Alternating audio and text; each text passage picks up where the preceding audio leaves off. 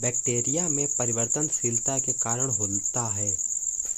Bacteria में जो परिवर्तनशीलता कारण क्या होता है, तो आपको बता दें कि बैक्टीरिया में जो परिवर्तनशीलता के कारण जो गुण आते हैं वो होते हैं संयुग्मन के, परिवर्तन के और परागमन के। क्या क्या होते हैं? संयुग्मन, परिवर्तन और परागमन। अगला प्रश्न है कि माइक्रोग्राफ्टिंग का उपयोग पौधों को मुक्त करने के लिए किया जाता है। तो माइक्रोग्राफ्टिंग का उपयोग पौधों में से क्या मुक्त करने के लिए किया जाता है? तो इसका सही उत्तर है वायरस को, अर्थात पौधों। इस प्रकार से दोस्तों दूसरा प्रश्न बन सकता है यह है, अर्थात कि परीक्षा में आपसे इस तरीके से दूसरा प्रश्न पूछा जा सकता है कि पौधों से वायरस मुक्त करने की विधि को क्या कहा जाता है? तो माइक्रोग्राफ्टिंग कहा जाता है। और अगर प्रश्न इस तरीके से पूछा जाता है कि माइक्रोग्राफ्टिंग का उपयोग पौधों में किस कारण किया जाता है, तो इसका सही उत्तर होगा वायरस का। अगला प्रश्न है दोस्तों, यह प्रश्न इंपॉर्टेंट है आपके लिए कि एस्कोमाइकोटिना क्या है? एस्कोमाइकोटिना क्या है? तो यह एक फफूंदी पाउडर है। क्या है? यह फफूंदी पाउडर है। अगला प्रश्न है कि भारत में पहली बार डाउनी मिल्ड्यू की खोज किसने की थी? दोस्तों यह भी प्रश्न आपके लिए बहुत ही महत्वपूर्ण है कि भारत में पहली बार डाउनी मिल्ड्यू की खोज किसने की थी? तो इसका सही उत्तर है E.J. बटलर ने। किसने की थी? E.J. बटलर ने। अगला प्रश्न है प्रश्न नंबर 19 कि BM क्या है? BAMM क्या है? BA और M क्या है? तो हमको बता दें BAM एक प्रकार की बैक्टीरिया है। क्या है? BAM क्या है? यह एक बैक्टीरिया है। और दोस्तों BM आप में से जिसको भी इसकी फुल फॉर्म मालूम है कमेंट बॉक्स में बताइएगा, नहीं तो हम आपको BAM की फुल फॉर्म अगले वीडियो में बताएंगे कि BAM की फुल फॉर्म क्या है। अगला प्रश्न है कि पोपो में बकलिंग, पकना और फफोले के लक्षण उत्पन्न होते हैं। तो यह किस कारण होते हैं कि पोपो में बकलिंग, पकना और फफोले किस लक्षण के कारण होते हैं? तो यह सब वायरस के लक्षण होते हैं। किसके लक्षण होते हैं? वायरस के लक्षण होते हैं। अगला प्रश्न है कि रूट गांठ आबादी को कम करने में मार्गोस एक अत्यधिक प्रभावी उत्पाद है। तो यह किसका अत्यधिक प्रभावी उत्पाद है? तो यह अजद्रिजिटा इंडिका का। किसका? अजद्रिजिटा इंडिका का है। अगला प्रश्न है एक पादप विषाणु का परिपक्व कण जिसे सामान्यतः जाना जाता है, तो उसे विरियन के रूप में जाना जाता है। दोस्तों यह भी प्रश्न आपके लिए इंपॉर्टेंट है। दोस्तों अगर आप वीडियो की PDF लेना चाहते हैं तो आप हमारे टेलीग्राम चैनल को ज्वाइन कर सकते हैं, जिसकी लिंक आपको नीचे डिस्क्रिप्शन बॉक्स में मिल जाएगी। साथ में वीडियो को ज़्यादा से ज़्यादा लाइक और शेयर करना बिल्कुल ही ना भूलें। प्रश्न नंबर 23 है, और दोस्तों यह भी प्रश्न आपके लिए मोस्ट इंपॉर्टेंट प्रश्न है कि पागल गाय रोग किसके कारण होती है? अर्थात जो गाय पागल हो जाती है वो किस रोग के कारण होती है? इसका सही उत्तर है पीरियन के कारण होती है। किसके कारण होती है? पीरियन के कारण होती है। प्रश्न नंबर 24 है नस्ल विशिष्ट प्रतिरोध कहा जाता है। नस्ल विशिष्ट प्रतिरोध किसे कहा जाता है? तो यह लंबवत प्रतिरोध को नस्ल विशिष्ट प्रतिरोध कहा जाता है। प्रश्न नंबर 25 है कि चक आई रोट किस फसल का रोग है? दोस्तों यह प्रश्न बहुत ही इंपॉर्टेंट आपके लिए है कि चक आई रोट किस फसल का मुख्य रोग है? तो ये सिंघाड़ा का है। दोस्तों यह परीक्षा में कई बार प्रश्न पूछा जा सकता है और इस बार भी इस प्रश्न की आने की 100% संभावना है कि चक आई रोट किस फसल से संबंधित है? तो यह सिंघाड़ा से संबंधित एक रोग है। अगला प्रश्न है कि अरहर का बांझपन मोजेक रोग किसके द्वारा फैलता है? तो यह रोग माइट्स के द्वारा फैलता है। किसके द्वारा फैलता है? माइट्स द्वारा फैलाया जाता है। अगला प्रश्न है कि उत्तर भारत और मध्य भारत में ब्लैक रस्ट इंकोकुलम किसके कारण होता है? उत्तर भारत और मध्य भारत में ब्लैक रस्ट इंकोकुलम दक्षिण के कारण होता है। किस कारण होता है? दक्षिणी दिशा के कारण होता है। अर्थात जो उत्तर भारत और मध्य भारत में ब्लैक रस्ट इंकोकुलम होता है वो दक्षिण दिशा की तरफ से आया जाता है। अगला प्रश्न है प्रश्न नंबर 28 कि जलमग्न मिट्टी में कार्बनिक पदार्थों का अपघटन किसके द्वारा किया जाता है? जलमग्न मिट्टी जो होती है उसमें कार्बनिक पदार्थों का अपघटन बैक्टीरिया द्वारा कराया जाता है। किस द्वारा कराया जाता है? बैक्टीरिया द्वारा जलमग्न मिट्टी में कार्बनिक पदार्थों का अपघटन कराया जाता है। अगला प्रश्न है कि वार्डो मिश्रण की खोज फ्रांस में बोर्डो में मिलाडेंट ने किस वर्ष में की थी? तो आपको बता दें कि 1825 में वार्डो मिश्रण की खोज फ्रांस में हुई थी। अगला प्रश्न है कि खस्ता फफूंदी के नियंत्रण के लिए सबसे पहले ही व्यापक रूप से इस्तेमाल किए जाने वाला कवकनाशी कौन सा है? तो इसका सही उत्तर है कैलेक्सिन। क्या है? कैलेक्सिन। अगला प्रश्न है, और दोस्तों यह भी प्रश्न आपके लिए बहुत ही महत्वपूर्ण है कि आत्मघाती अंकुरण होता है, या आत्मघाती अंकुरण किसे कहते हैं? तो यह स्ट्रिंग को कहा जाता है। किसको कहा जाता है? स्ट्रिंग को कहा जाता है। अगला प्रश्न है, कोशिका भित्ति में सूक्ष्म जीवों की कमी होती है। कोशिका भित्ति में सूक्ष्म जीवों की कमी होती है, तो ये किस कारण होती है? तो यह MLO में होती है। अगला प्रश्न है, साइट्स ग्रीनिंग किसके कारण होता है? साइट्स ग्रीनिंग किसके कारण होता है? तो यह फास्टिडियस बैक्टीरिया के कारण होता है। क्या होता है? फास्टिडियस बैक्टीरिया के कारण साइट्स ग्रीनिंग रोग होता है। अगला प्रश्न है कि सोयाबीन के चारकोल सड़ने के लिए उत्तरदायी रोगजनक है, अर्थात सोयाबीन का जो चारकोल होता है वो किस बैक्टीरिया या रोगजनक के द्वारा सड़न जो होती है वो किस बैक्टीरिया द्वारा होती है? तो ये होती है माइक्रोफाइनिना फेजोलिना के कारण होती है। किसके कारण होती है? माइक्रोफाइनिना फेजोलिना के कारण होती है। अगला प्रश्न है दोस्तों, यह भी प्रश्न बहुत ही इंपॉर्टेंट है कि साइट्स कैंकर अर्थात घाव जो चीन से उत्पन्न हुआ है रोगजनक किस कारण होता है? तो यह होता है कंथीगोनस कॉस्पेसिस पीवी स्ट्री के कारण होता है। अगला प्रश्न है कि एस्कस स्कोमाइटिस एक गोलाकार आकार का यौन फल है, लेकिन कोई ओस्टाइल ओपनिंग के रूप में नहीं जाना जाता है। तो इसका सही उत्तर है किस्टोथीसिया।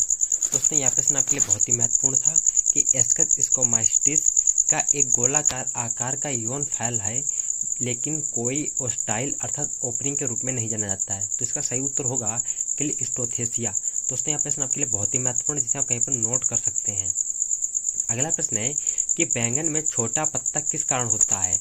तो बैंगन में जो छोटा पत्ता होता है वो माइक्रोप्लाज्मा पर आधारित होता है। अगला प्रश्न है कि वे वायरस जो आमतौर पर मदद करते हैं या एक अन्य सीरोलॉजिकल रूप से असंबंधित वायरस के छोटे गोलाकार कणों के साथ होते हैं, उन्हें क्या कहा जाता है? तो उनको सैटेलाइट वायरस कहते हैं। दोस्तों यह प्रश्न आपके लिए बहुत ही महत्वपूर्ण प्रश्न है, जिसे आप कहीं पर नोट कर सकते हैं कि सैटेलाइट वायरस किसे कहते हैं? तो वे वायरस जो आमतौर पर मदद करते हैं या एक अन्य सीरोलॉजिकल रूप से असंबंधित वायरस के छोटे गोलाकार कणों के साथ होते हैं, उनको सैटेलाइट वायरस कहा जाता है। अगला प्रश्न है कि रिफर्स के सफ़ेद फफोले रोगजनक के कारण होते हैं। तो इसका सही उत्तर है एल्यूगो कैंडिड के कारण। क्या होता है? एल्यूगो कैंडिड। अगला प्रश्न है कि सबसे व्यापक रूप से इस्तेमाल किए जाने वाला बायो कंट्रोल एजेंट है। दोस्तों यह प्रश्न आपके लिए महत्वपूर्ण है कि सबसे ज़्यादा व्यापक रूप से प्रयोग किए जाने वाला बायो कंट्रोल एजेंट कौन सा है? तो इसका सही उत्तर है सूडोमोनास फ्लोरेंस। क्या है? सूडोमोनास। भारत में सबसे पहले फलियों की पीली पिचकारी की सूचना मिली थी। तो भारत में सबसे पहले फलियों की पीली पिचकारी की सूचना दिल्ली राज्य में मिली थी। कहाँ मिली थी? दिल्ली राज्य में मिली थी। अगला प्रश्न है कि MLD और स्पाइरोप्लाज्मा अधिकतर होते हैं, तो यह फ्लोएम अवरोधक होते हैं। क्या होते हैं? फ्लोएम अवरोधक होते हैं। अगला प्रश्न है मृदा सूक्ष्मजीव सबसे अधिक सक्रिय होते हैं। दोस्तों यह प्रश्न परीक्षाओं में अनेकों बार पूछा जा चुका है, इसलिए यह प्रश्न आपके लिए बहुत ही महत्वपूर्ण है कि मृदा सूक्ष्मजीव सबसे अधिक सक्रिय होते हैं। तो यह 34 से 35 डिग्री सेल्सियस पर सक्रिय होते हैं। इसी के साथ जो अगला प्रश्न है वो यह है कि चावल के म्यान झुलसा का हमला राइजोबैक्टीरिया सिलाइस के कारण होता है, और ये किसमें अधिक होता है? तो यह सक्रिय जुताई के चरण में बहुत ही अधिक सक्रिय होता है। अगला प्रश्न है दोस्तों, यह भी प्रश्न बहुत ही महत्वपूर्ण है कि सूत्रकृमि में अंगों की कमी से होता है, तो इससे परिसंचरण एवं श्वसन में कमी आती है। इसी के साथ जो अगला प्रश्न है वो यह है कि सूत्रकृमि के किस वर्ग के हमले में जड़ की सतह पर सफ़ेद से भूरे रंग के सिस्ट की उपस्थिति एक विशिष्ट लक्षण है? तो इसका जो सही उत्तर है वो है ग्लोबोडेरा। क्या है? ग्लोबोडेरा। इसी के साथ जो अगला प्रश्न है वो यह है कि प्रोकैरियोट्स की G+ सामग्री है, तो इसमें 20% KGC सामग्री होती है। अगला प्रश्न है कि बीज का गर्म जल उपचार किसके नियंत्रण के लिए उपयोगी होता है? तो यह जो बीज गर्म जल उपचार है यह लूज स्मट में बहुत ही कारगर दवा मानी गई है। अगला प्रश्न है कि जंग में शामिल हैं, तो इसमें बोसिडियोमाइकोटिना। अगला प्रश्न है कि गेहूं का फ्लैग स्मट किसके कारण होता है? तो गेहूं का जो फ्लैग स्मट होता है वो होता है यूरेसियोसिस ट्रिटिबम। अगला प्रश्न है, और दोस्तों यह भी प्रश्न बहुत ही इंपॉर्टेंट है, कि पपीते का फुट सड़ांध किसके कारण होता है? तो इसका सही उत्तर है पाइथियम एफिनिडेंटमेंट, पाइथियम एफिनिडेंटमेंटम। अगला प्रश्न है, और दोस्तों यह भी प्रश्न इंपॉर्टेंट है, कि सूत्रक्रमी है तो ट्रिप्लोब्लास्टिक या एक सूत्रक्रमी होता है। इसी के साथ जो अगला प्रश्न है दोस्तों, यह भी प्रश्न बहुत ही महत्वपूर्ण है आपकी परीक्षा की दृष्टि से, कि बैक्टीरियल सेल डिवीजन मुख्य रूप से है तो यह फ्रेगमेंट होती है। क्या होती है? फ्रेगमेंट होती है। अगला प्रश्न है कि rice blast pathogen perfect stage है? तो इसका सही उत्तर है पायरिकुलेरिया ऑरिजे। क्या है? पायरिकुलेरिया ऑरिजे। अगला प्रश्न है, मटर की डाउनी मिल्ड्यू किसके कारण होती है? तो मटर में जो डाउनी मिल्ड्यू होता है वो होता है पोरेनस्पोरा पिसी के कारण। और दोस्तों यह प्रश्न आपके लिए बहुत ही इंपॉर्टेंट था। अगला प्रश्न है, और दोस्तों यह भी प्रश्न बहुत ही इंपॉर्टेंट है, कि ब्लैक हर्ट एक शारीरिक विकार है और यह किस में होता है? तो यह एक आलू में पाया जाता है। किसमें पाया जाता है ब्लैक हर्ट? आलू में। अगला प्रश्न है कि खाद्यान्न को प्रभावित करने वाली प्रमुख भंडारण कवक है? तो खाद्यान्न को प्रभावित करने वाला प्रमुख भंडारण कवक होता है, उसको बोलते हैं एस्परजिल्स। क्या बोलते हैं? एस्परजिल्स। अगला प्रश्न है, और दोस्तों यह भी प्रश्न बहुत ही इंपॉर्टेंट है, कि निम्नलिखित में से किस माइक्रोबियल एजेंट का व्यावसायिक रूप से बायो कंट्रोल एजेंट के रूप में शोषण किया जा रहा है? तो इसका सही उत्तर है ट्राइकोडर्मा विराइडी। क्या है? ट्राइकोडर्मा विराइडी, और इसको ट्राइकोडर्मा विराइडी भी बोला जाता है।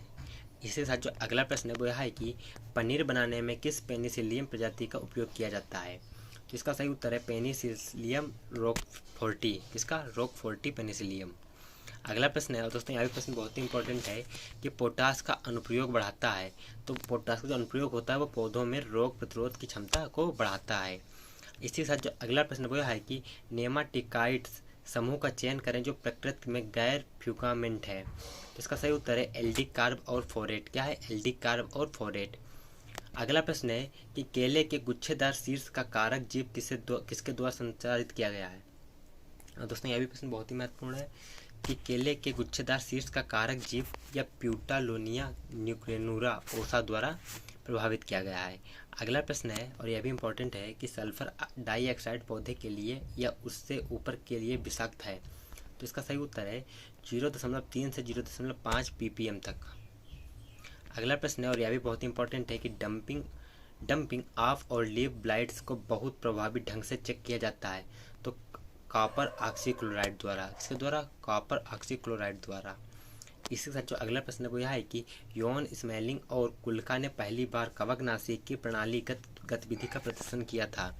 तो इसका सही उत्तर है वो है 1966 में। और यह प्रश्न इंपॉर्टेंट था आपके लिए। और दोस्तों यह भी प्रश्न आपके लिए बहुत ही इंपॉर्टेंट है, कि डेली कप जिसको बोलते हैं मिथाइल हेप्टाइल ट्राइनोट्रोफेनाइल क्रोटोनेट बाजार में किया जाता है? तो इसका सही उत्तर है काराधान। किसके कारण? काराधान। अगला प्रश्न है कि गेहूं की ढीली स्मट है? तो गेहूं की जो ढीली स्मट है वो आंतरिक रूप से बीज जनित होता है। किसके जनित होता है? आंतरिक रूप से बीज जनित। अगला प्रश्न है, और दोस्तों यह भी प्रश्न बहुत ही इंपॉर्टेंट है, कि जौ की ढीली स्मट है? तो जौ की जो ढीली स्मट होती है वो होती है आंतरिक रूप बीज के जनित द्वारा। अगला प्रश्न है, और दोस्तों यह भी प्रश्न बहुत ही महत्वपूर्ण है, कि धनिया की तना जिसको बोलते हैं धनिया स्टिबम वो होता है प्रोटोनुजेम माइक्रोस्पोरस। और दोस्तों यह प्रश्न आपके लिए इंपॉर्टेंट था। अगला प्रश्न है, और दोस्तों यह भी प्रश्न बहुत ही इंपॉर्टेंट है आपकी परीक्षा की दृष्टि से, कि कारण जीव एन जस्ट सिर्फ ग्रेमिनेस एसपी ट्रिटिकी पैदा करता है? तो यह एक किलस्टोथेसिया पैदा करता है। और दोस्तों आज की क्लास हमारी यहीं पर समाप्त होती है। मिलते हैं अगली क्लास में नए प्रश्नों के साथ। तब तक जय हिंद, जय भारत।